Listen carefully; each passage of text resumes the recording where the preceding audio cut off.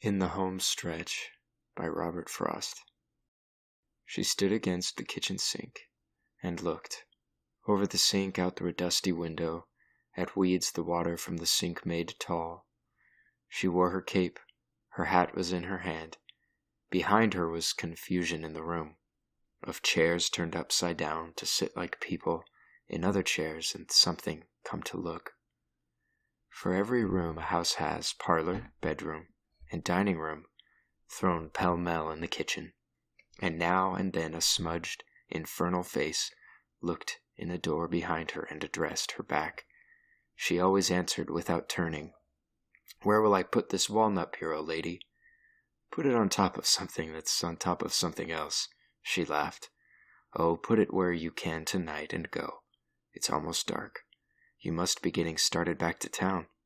Another blackened face thrust in and looked and smiled, and when she did not turn, spoke gently. "What are you seeing out the window, lady?" Never was I beladied so before. Would evidence of having been called lady more than so many times make me a lady, in common law, I wonder? But I ask, what are you seeing out the window, lady?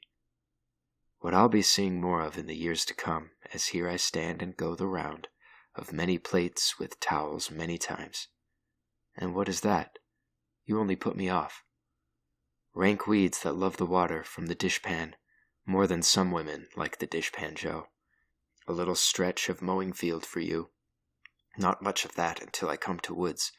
That and all, and it's scarce enough to call a view." "And yet you think you like it, dear?" "That's what you're so concerned to know? You hope I like it? Bang goes something big away. Off there upstairs, the very tread of men, as great as those is shattering to the frame of such a little house, once left alone.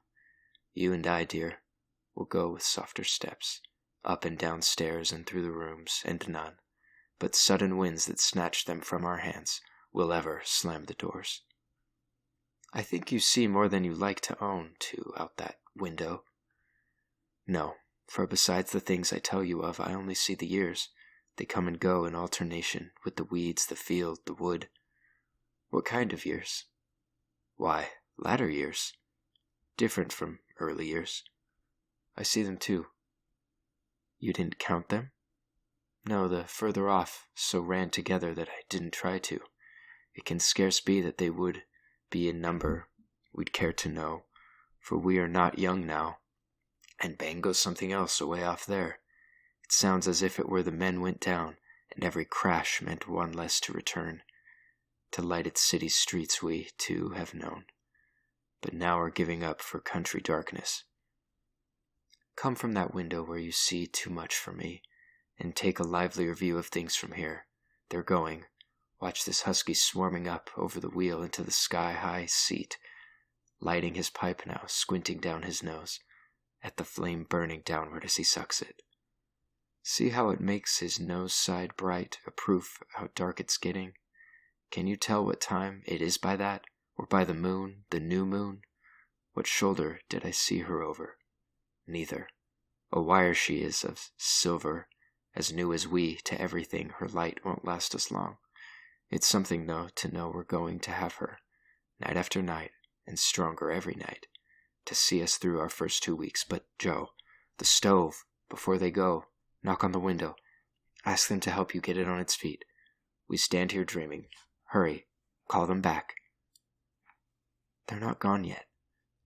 We've got to have the stove, whatever else we want for, and a light. Have we a piece of candle if the lamp and oil are buried out of reach? Again, the house was full of tramping, and the dark, door-filling men burst in and seized the stove. A cannon-mouth-like hole was in the wall, to which they set it true by eye, and then came up the jointed stovepipe in their hands. So much too light and airy for their strength, it almost seemed to come ballooning up, slipping from clumsy clutches toward the ceiling. "A fit," said one, and banged a stovepipe's shoulder. "It's good luck when you move in to begin. With good luck with your stovepipe, never mind. It's not so bad in the country settled down. When people are getting on in life, you like it." Joe said, You big boys ought to find a farm and make good farmers and leave other fellows the city work to do. There's not enough for everybody, as it is in there." "God," one said wildly, and when no one spoke, "say that to Jimmy here, he needs a farm."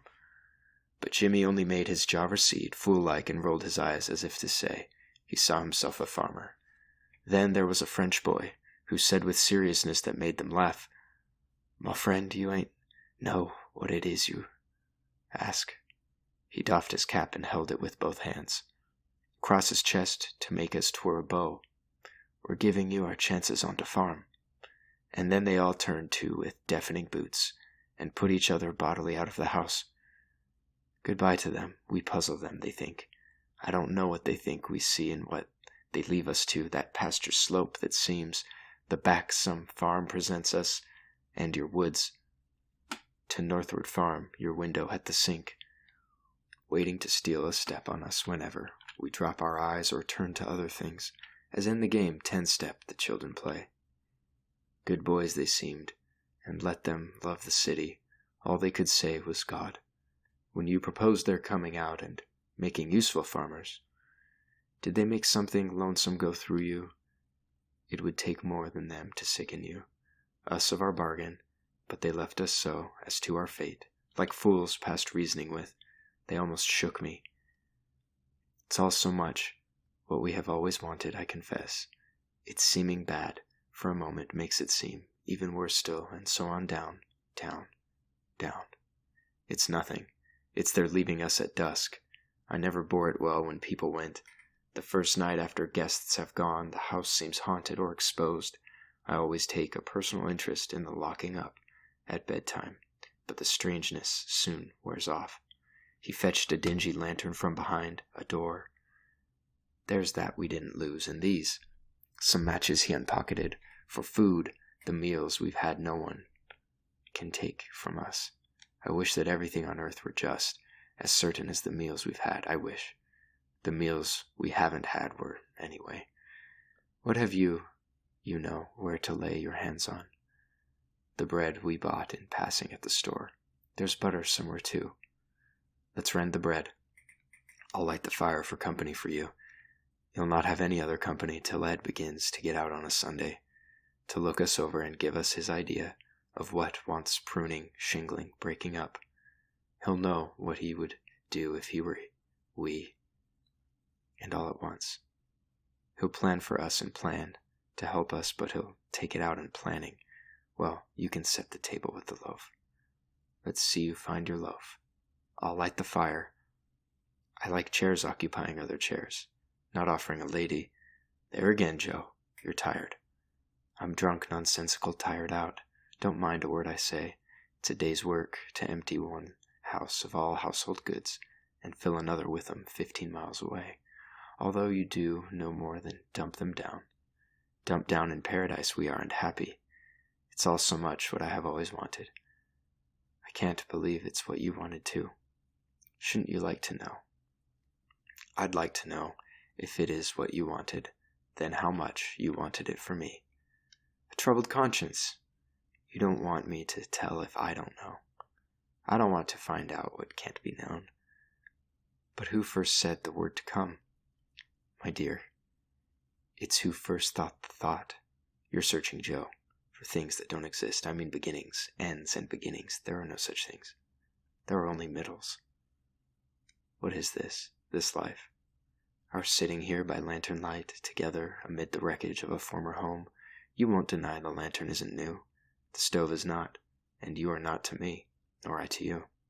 Perhaps you never were.